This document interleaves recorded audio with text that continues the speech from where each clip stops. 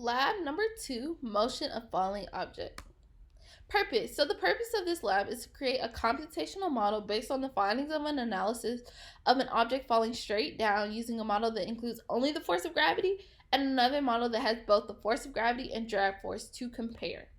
Why is this important? We apply the momentum principle to a real-world example and attempt to create a useful model to predict the final position mathematically. We see how taking account more forces can improve the accuracy of the computational model, and we see the falling object attempt to reach terminal velocity where the drag force prevents further acceleration due to gravity. So, the physics. So in this lab, we're going to be using the momentum principle, which is the net force equals mass times acceleration. Acceleration can also be written as the change in velocity divided by the change in time. So ultimately, the equation can be rewritten as the final velocity equals the initial velocity plus the change in time times the F net divided by mass. F net does not equal 0 because the velocity initial and final are different, so there must be forces acting upon the object. In this lab, the net force is going to include the drag force and the weight force. So the drag force is equal to negative b times the magnitude of the velocity vector squared times the negative unit vector. B is going to be equal to a parameter based on the properties of the object. The weight force is going to be negative mass times gravity times the position vector. And G is going to be equal to 9.8 meters per second squared. All the forces are affecting the y component of the velocity, and the final velocity is going towards terminal velocity, where at some point during the fall, the velocity will become constant.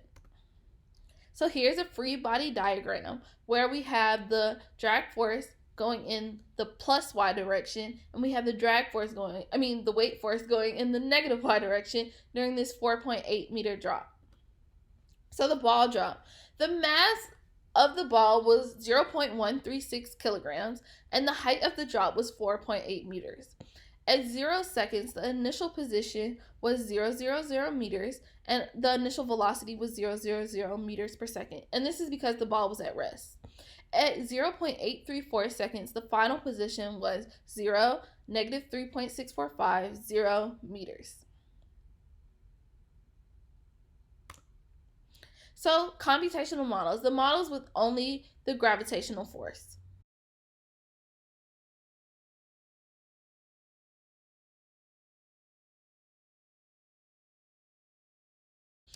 Computational models, the model with both the gravitational force and the drag force.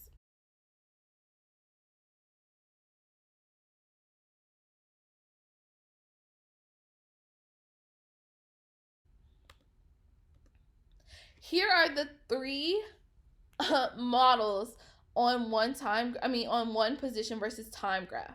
So as you can see, all three are going in the negative y direction as time increases.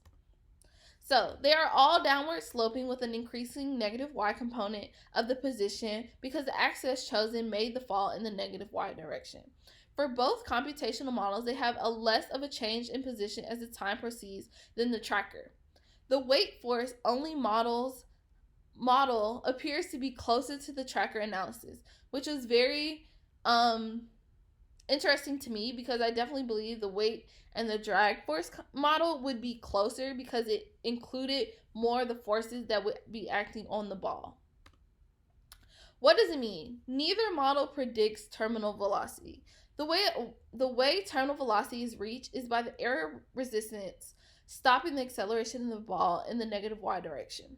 The model with just gravitational force in consideration would not reach terminal velocity because there is no force acting in the positive y direction to stop the increase in acceleration. So there would be no way to make the net force equal to 0. The model with both the drag force and weight force could reach terminal velocity because it has both plus y and negative force to cancel each other out. However, for this experiment, the drag force is not strong enough to balance out the gravitational force because the ball was too heavy and there was not a great enough distance for the drop. What if the ball was thrown rather than dropped from rest? If the ball was thrown down rather than rolled from rest, then the object would have the same amount of gravitational force to drag force as it did as it fell from rest. it could be proportional to the ball from rest, and it would go a much further distance.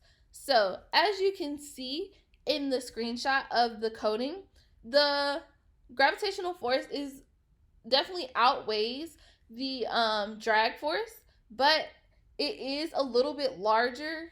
The drag force is a little bit larger than when the ball was not thrown. So that definitely could make it approach terminal velocity a lot quicker than the other one.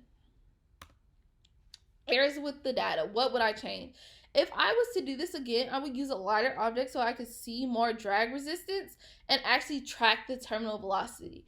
I would also try to get a better visual on the drop. The angle I took the ball at showed the ball fall at more of an angle, leading to the axis not fitting perfectly to the fall. The ball definitely did curve a little as it was falling.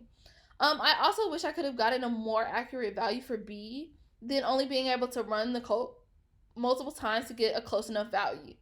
And that is it. So thank you so much for watching.